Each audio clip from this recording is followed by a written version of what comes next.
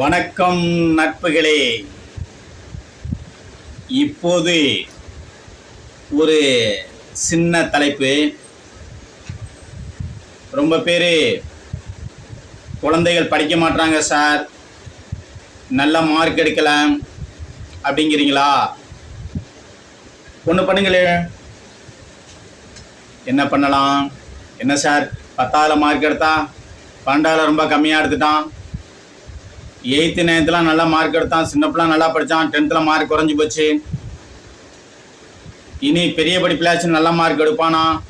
ரொம்ப செலவு பண்ணி பிரயாசப்பட்டு நல்ல காலேஜில் சேர்த்துருக்கான் சார், அரியர்ஸ்லாம் பாஸ் பண்ணும் சார், மெரிட்டில் வரணும் சார் எங்கள் குழந்தை அப்படின்னு நினைக்கிறீங்களா?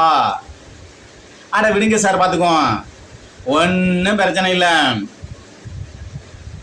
நீங்கள் இப்போ என்ன பண்ணுறீங்கன்னா, அதாவது சரஸ்வதி தான் கல்விக்கு ரொம்ப முக்கியமானவங்க. கல்விக்கு அதிபதியே சரஸ்வதி தான்.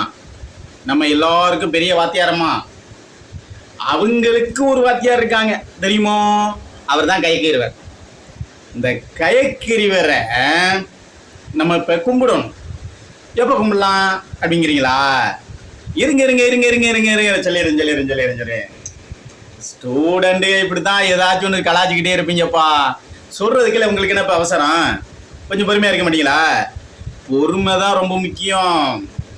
ஆமாம், பார்த்தீங்களா? இப்போ தானே சொன்னேன், அப்புறம் தான் கொஞ்சம் பேசுகிறீங்க சார். கொஞ்சம் பொறுங்க சார், எல்லாரும் இழுத்துக்கணும்ல.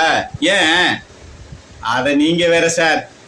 வியாழக்கிழமை அன்னைக்கு புதன் ஓரையிலையோ அல்லது புதன்கிழமை அன்னைக்கு குரு ஓரையிலையோ இந்த கயக்கிருவரை கும்பிடணும். என்ன பண்ணலாம்? ஒன்றும் இல்லை, நம்ம சூரியனுடைய காரத்துவம்னு ஒன்று இருக்குது, ஏலக்காய்.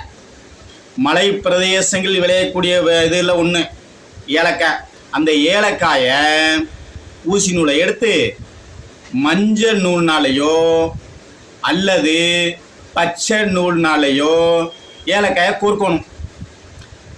108 கோருங்க சார். இது என்ன கேட்குறீங்க? ஏப்பா இப்போ தானே சொல்லிக்கிருக்கோம்ல, அப்புறம் என்ன? 108 கோருங்கப்பா. ஆமாம், 108 வச்சு கோருங்க, இல்லை 54 கோருங்க. கோர்த்து கொண்டு போய் கயக்கிருவருக்கு சாத்தி வழிபாடு பண்ணுங்க.